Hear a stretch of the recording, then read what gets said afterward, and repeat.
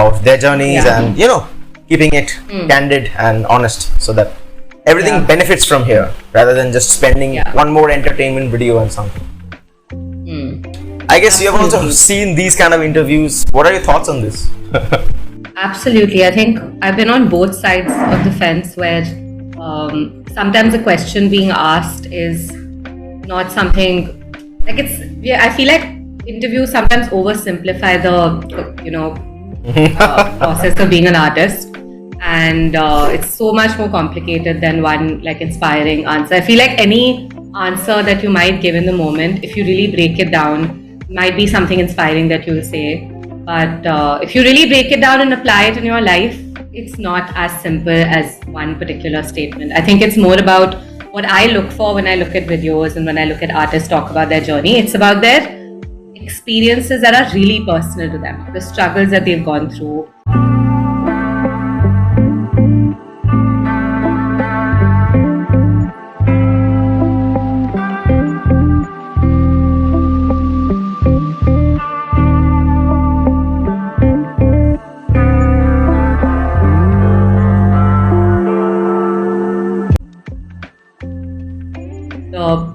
Not even just the struggles, but the amazing things that they've experienced. Just talking about their journey so that I can find things about their lives that I find, that I would love to be in that situation, or something that they did in a moment of struggle that can teach me how to cope with my own struggles. So I feel like that's what I look for when I look at these interviews and inspirations. That's what really adds value to my experience as an artist. But a lot of times, I feel like because we do so many interviews, a lot of the answers that we have in our head are just rehearsed that, okay, this is what I felt once, it sounds good, so I'm going to just say the same thing, So I feel like it's really a matter of also having that dynamic with your interviewee where, you really feel like just talking about your experience. It's about asking the right questions. And I think over the years, there have been some really wonderful interviewers that I've gotten to work with, and it feels really nice when you can actually share your experience, in the most honest way. Yeah, but I feel you, and it's really cool that you were just having one of those days where you were looking for inspiration and something that you saw a video and you were like, okay, this is how it should not be done. That's what also inspired you. It's not always about seeing a video which is like, wow, this is great, I want to do this. It's also seeing things that are like, okay, I don't want to do. How can I make this process better? So yeah, that's also cool.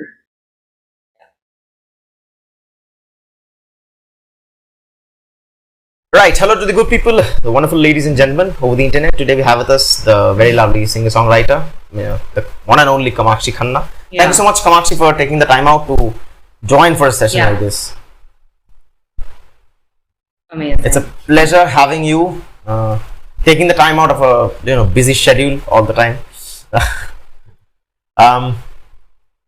Would you tell me and especially the audience, guide us through your entire childhood and how you came to being a musician and an artist? It's a long story, but I'll try and keep it short. My journey when it comes to doing music started by singing in a lot of choirs. I was in my school choir, my college choir. I was also in this group, which is like a children's choir, led by Pandit Ravi Shankar, where we were trained by his disciples, and we were made to travel to Austria when we were 13, 14 years of age. So my background and my journey for the first 10 years was just singing with a lot of people, and I think that's why I really fell in love with it. I just loved being in a room full of artists and singing with them. It's only much later when I was around 20. After that, I was singing backing vocals with Euphoria. So still chorus parts, being in a choir. That's what I started thinking that, okay, this is what I really want to do as a career. And then I wrote my first song when I was in college. It's a part of my EP, Much Mellow. It's a song called Carry Me Home. And I started to like the idea of just being by myself on stage and singing my own songs, talking about my experiences. And then I started kind of focusing on that. And since then I've released 2 albums, released a bunch of singles. And I've just been trying to flow with wherever, like the people that I get to work with take me and what feels right in the moment. But I think what's really kept me going through this is writing my own songs. I really love writing. I think it just is such it's one of those experiences that I really can't put into words how magical it feels when something you're feeling, when something you've experienced, or maybe it could be about somebody's life. If you can actually put it into a song which somebody else can feel like is written about their lives, I think that's what really draws me to being a musician for the rest of my life. I love writing and I love singing, but I'm still, as at this point, I'm still trying to blend all the worlds that belong to my experience, which is I still do a lot of like vocal arrangement for artists, a lot of backing vocals for people. I still do a lot of commercial gigs where I sing covers. I still do my own music. So I like doing all of that, and I like stretching my skill set and trying to do more and more when it comes to being a musician as much as possible. Yeah. That's inspiring. So it's kind of like a plethora of things you try to like. And I think is it like same with the creative people? They always try to increase their boundaries of what they currently know and want to be a bit more than what they were yesterday, maybe.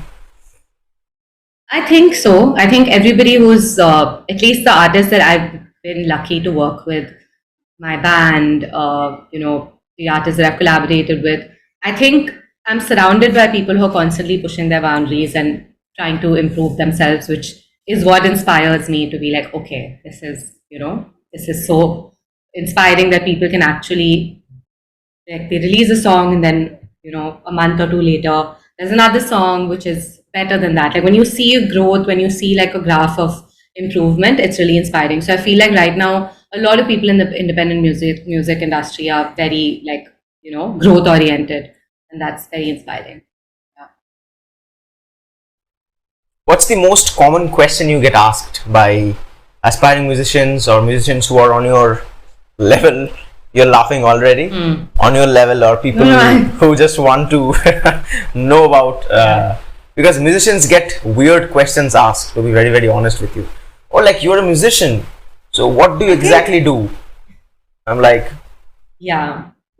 Okay. I think the most I have a very good answer for this because it really pisses me off, and I just want to say it.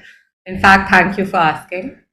I've always wanted an opportunity. When people ask you, so you're a musician? You're like, yeah. Where do you perform? And then I'm just stumped. I don't know how to answer that question because it depends, right? Like where you get called for gigs. Your brain just like, I just blank out when somebody asks me, so where do you perform? Because then you're thinking about all the performances that you've done. Are they asking you like, where are you performing next? Are they asking you where you just performed? But this generic question of, so you're a musician, where do you perform? I don't understand the question. Like I am just stumped when somebody asks that. I think it comes from the mentality that, we're musicians, so we must be performing live in some hotel on a regular basis or some bar. But things have evolved ever since.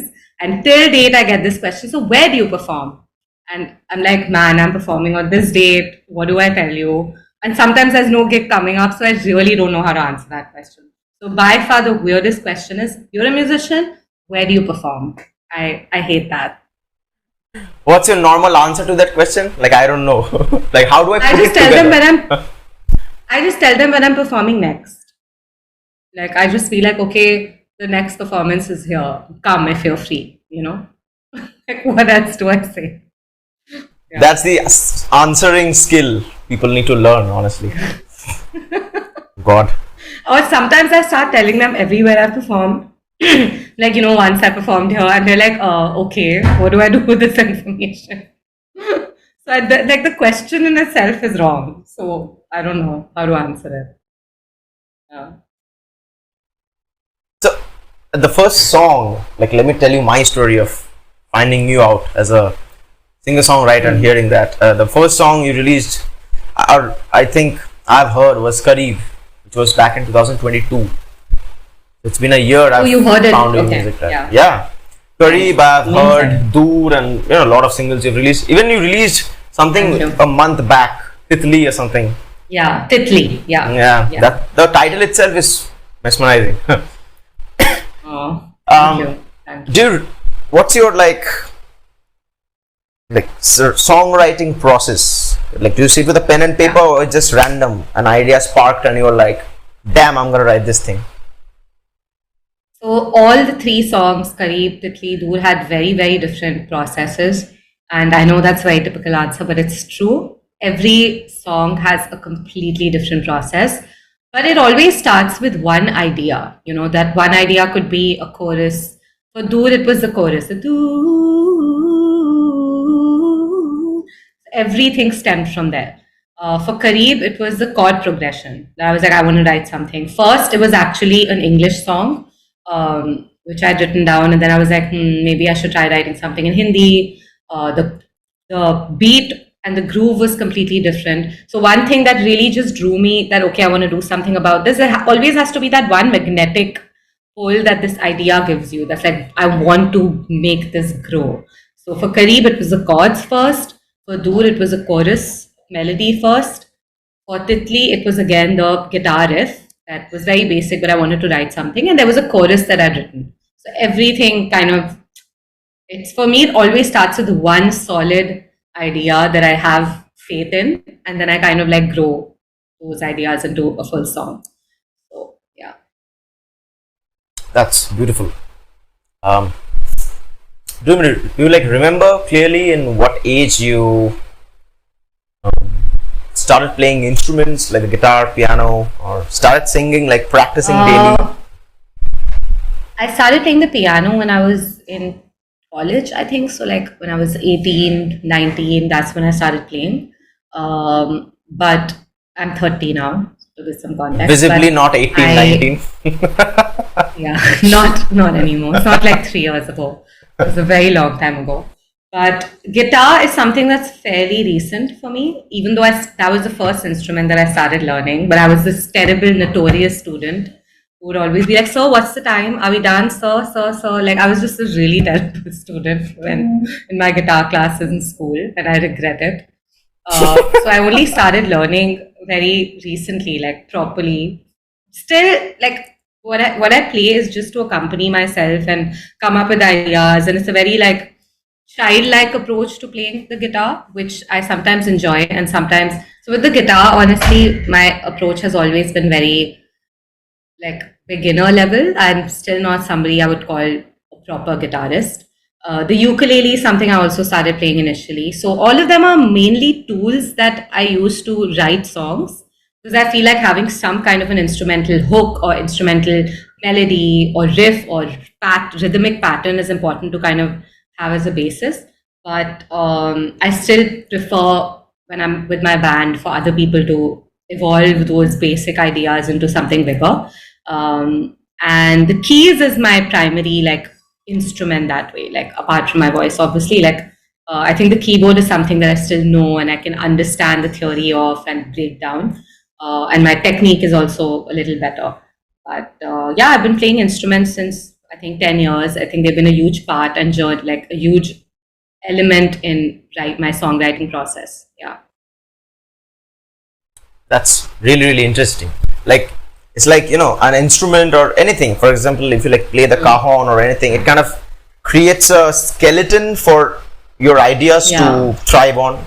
Maybe or give you a scratch idea of, okay, this is, I think, what it should be like. This is a particular riff. Just for me, it's like a bed of the sonic, the lyrics and the melody to sit in. So, and then obviously once I work with the producer, once I work with the band, everything changes anyway. So, yeah. Now the most awaited question even I want to ask, that is, at what age did you think that, okay, I'll not go in the mainstream, what especially we Indians are famous for that, in the mainstream careers and exploring all of that, and I'll be a musician instead? What was the process like? Pen, paper, sitting in one room, or what? So I think you only really know if you want to do something when you say no to something else. Like, I think when you really turn down an offer that is also amazing and could take your life in a really beautiful direction, and you still turn that down because you just really want to do this one thing, that's when you know. So, I had gotten selected for this fellowship after I didn't sit for any placements. I was that really like stubborn kid in college. I was like, I'm not sitting for any placements. I don't want to do a job. I want to do music, or I want to study further. That was very clear in my head. I didn't want to get into a mainstream job. I studied psychology in LSR. And after that, it was either going to be studying psychology further or doing like a course, like a master's in some kind of an art degree, or doing music. Like, I didn't want to get into a job immediately because I feel like it would be really demanding and it wouldn't really get me the space to feel creative. And I really thought it was important because I just like written my first song then, and I know how powerful it felt, and I didn't want to give up that feeling. So I got selected for this fellowship, which kind of would have been great. Sometimes I regret not taking it, but I was very like, I was making pros, and it was just 1 year. I could have totally done it. It would have been great. It would have added value. But I just also was like really excited about taking that year off and writing music, writing my first album. And thankfully, I think having like my parents just being really supportive was a very key thing for me to be able to do this even today.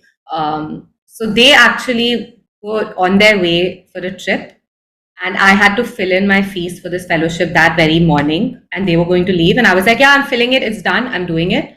And then something happened. I was at my friend's house and they kind of spoke to me, and I got a panic attack, and I was like, I don't know if I want to go away for a year and study something.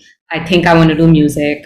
So I called my parents up and they picked me up on their way and sat me down, and we went for a little drive at like 7 a.m. or something.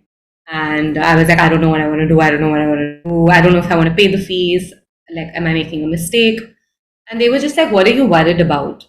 And I was like, dude, all my friends are going to be doing jobs. They'll all be studying. I'll just be sitting at home in my room making music all the time. That sounds really depressing. And that sounds really like I'll be directionless. Everybody will have a, path in their lives.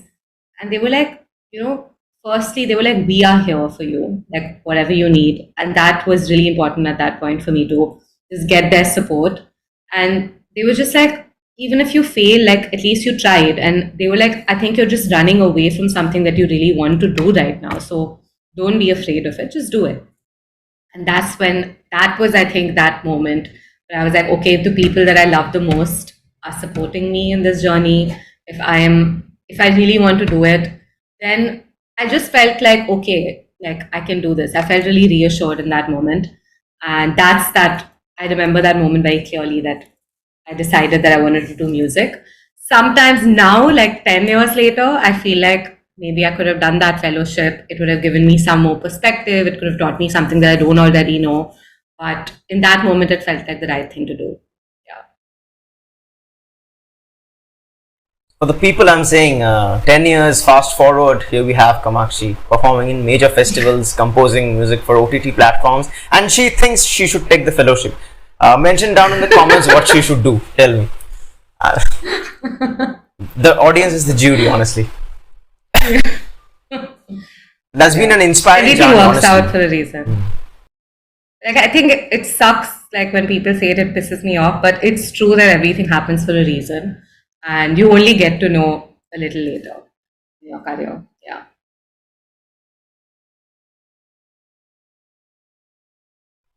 Pretty inspiring, honestly. How do you? I mean, this question is honestly the most asked question by my audience, and especially I have it because we sometimes think that we have figured out something, and then when the situation arrives, we are like, no, fuck no, this is wrong. How do you take and process feedback and criticism? Because you can wake up one day morning and see someone commenting, oh, this song sucks or whatever it is, I don't like it. So how do you take that and process, especially as a creative person, because we get turned down, rejected? Very honestly, I feel like I am its most Like, but it's true. I feel like I'm genuinely my biggest critic. Like any mean thing that anybody can say, okay, maybe about how I look, maybe about my music, maybe about how my voice sounds. I've already said something to myself in my own head, which sucks. And I'm kind of working on that. But my inner bully is so much louder than like what other people can possibly say, that my first thing is to fight that. Like my first priority is how do I fight my own inner bully that keeps telling me that okay, it's not enough, do more, do more. I think I'm a very like achievement. My sense of self-worth for so many years has come from achievement, has come from validation and people listening to my songs and what kind of gigs I get to play. So in the past few years, I think once you battle that, like when once you really, and I think I'm in a place where I feel like I've done some work in that territory, then when people say something to you, it doesn't hurt that bad because you're not really, it's not triggering your own insecurities as much. You see clearly that, okay, this person is coming from their own insecurities and it's okay, wish them well. But when you believe the things that they're telling you, it sucks. It feels like shit. When you've just told yourself, okay, I look horrible in this picture, for example, or if you're telling yourself, I feel like my voice sounds really annoying in this song, and somebody says that to you, then you're like, okay, this person has ruined my day. How dare this person say this to me? But it's basically your own mind like convincing you that this is true. So I feel like when you work on that, when you have that, like you're kinder to yourself and you tell yourself better things about you, what the world really says doesn't matter. However, this is like, I'm just talking about hate on that you get on social media. But when it comes to criticism, I think I wouldn't be able to create if there wasn't any criticism. I feel like songwriting, I feel like being an artist is problem solving, like by the end of the day. You have something, it's almost like a puzzle, it's almost like a game where you have a chord, you have lyrics. How do I make this the best that it can? How do I combine all these elements? So to problem solve, you have to face challenges first. And one of the challenges is criticism. Maybe this is in your own head. You're being, okay, no, this chord doesn't work with that lyric. Or somebody else can tell you that, Like, I think criticism is just such an important part. And it's so important to be open to the feedback and criticism that you get from people. And when it's healthy criticism, I think it really helps me. It really helps my career. And I feel like a lot of things that I've done have been because of criticism. I'll give you an example. Kareeb and Door went through so many versions. Like it'll be painful if I tell you. The process of making those two songs happen is exhausting. It should not take so much time. But I wanted it to be a certain way, and I would do anything. I would put that attention to detail. I would cancel. I would, change the production, not production, but like change the direction that is going in completely. Door was actually my vocals and a guitar initially. And I was like, okay, this does not work. It's not doing justice to the song. Sameer, Rahat and I, he wrote the lyrics with me. We went through so many different versions. We kept changing the lyrics to the last minute till we were all really satisfied. There were like so many mixes that we had. So that process was tedious. It was sometimes like frustrating to a point of like, I just want to put this song out, but that's how I function. I think criticism is very elemental to the way I make my music. I think it's very healthy sometimes, and sometimes it's exhausting. But criticism is, I can't do without it. Like, I think it would be really boring if everything I made just sounded right. Like, there has to be some criticism to enjoy the problem solving process of being an artist. I agree. Like if someone says, oh, this, if you played this, that sucks. Like if you have told yourself before that, you already kind of have like, okay, I've already said this to myself, so it's fine. Yeah. I don't know if I should apply this advice. I think I should. I mean, sometimes I also, like you say, like I play a piece of riff or a particular chord, I'm like, if someone hears it, they're like, yeah, this is beautiful. But even sometimes I'm like, no, can be a bit better. But it's like with that, that I'm still learning how to do it, but being kinder to yourself and saying, okay, this idea doesn't work. That's it. You don't suck because of that. Like it's just one idea coming out of your mouth and your body and your head. That doesn't mean you suck. You're just trying. Music is trial and error. Like you have to make mistakes. You have to have things that don't work. But the internet, social media sometimes just makes you believe that, and your own mind just makes you believe that you are not worthy because this particular song sucked, which is false. It's just your brain playing tricks on you. And also the amount of perfection shown on social media, it's frustrating, honestly. And it's not real, we all know. Right? Yeah, absolutely. Yeah. It's exhausting. So I'll come to the very last question. And that would be, this is a question I ask to every guest. And from your journey so far as a musician, composing for different platforms and doing your own music, performing, can you share 3 practical advices you've learned in more than a decade for all the aspiring artists, including me and everybody listening? Okay. There's so much, and I feel like firstly, it's important to know that everybody's experience is different. And I know it's the most typical thing to say, but it's genuinely so true. We look at so many people on Instagram and so many people in our peers, and we think we want what they have, but we don't really know that because they're not in their shoes, right? We're just comparing ourselves constantly to other people, but we don't really know the struggles. We don't really know how they actually feel in that situation. And we don't know if they're even cut or right for the kind of work that they're doing, because we have our own skill set, we have our own experiences. So it's really important to know that focus on your own path as much as possible. Try and, I think artists have to do that. We're constantly doing something that other people aren't doing. We're constantly in situations where we're feeling isolated. And I think instead of looking at that as a weakness, look at that as your strength, that you are comfortable doing your own thing and you're focusing on your path. And everybody has a different one. It's really important to know that. Secondly, collaborate. I think that's the most beautiful thing in the world. We often find moments where we feel stuck, where we feel like we're not really being able to handle the pressure of being an artist. Go and meet fellow artists who are going through exactly the same experience. Even if you just meet them and talk to them and discuss your ideas and your plans with them, you'll realize that you're not alone in this journey, that everybody is experiencing the same things in different varying degrees. You might look at an artist who's senior to you or somebody you look up to, but they might be in their room feeling exactly the same insecurities that you are feeling. They might be feeling as frustrated as you are, but in their situation.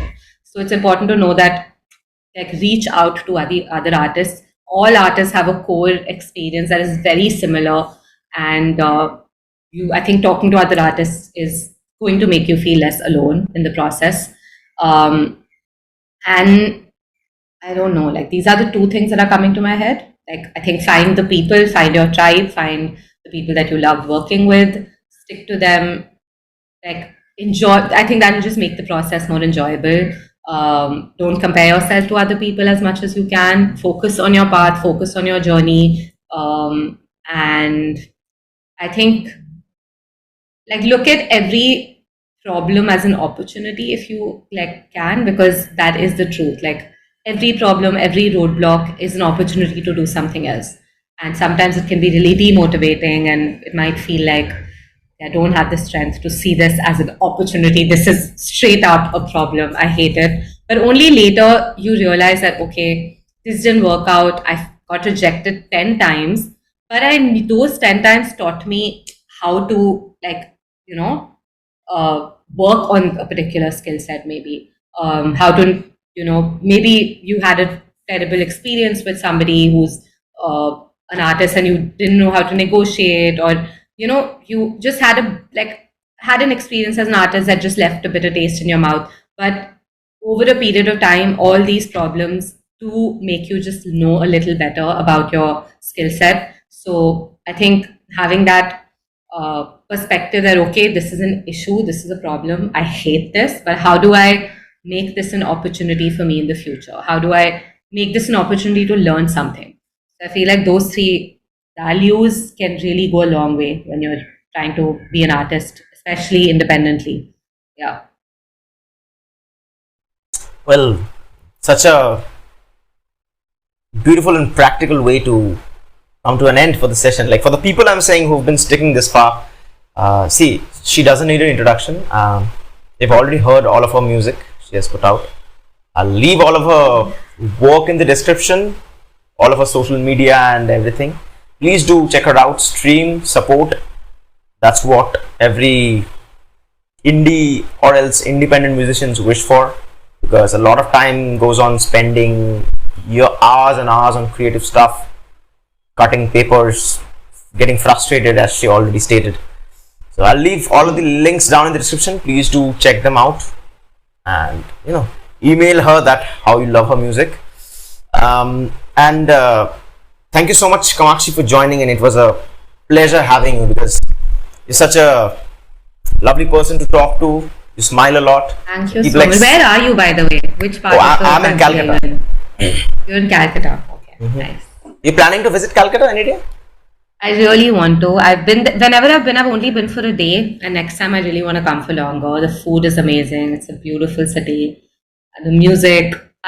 In fact, I think my journey in music, a huge part of it has been influenced by Calcutta, and a lot of a lot of the teachers that I've had are from there, and a lot of the musical inspiration comes from there.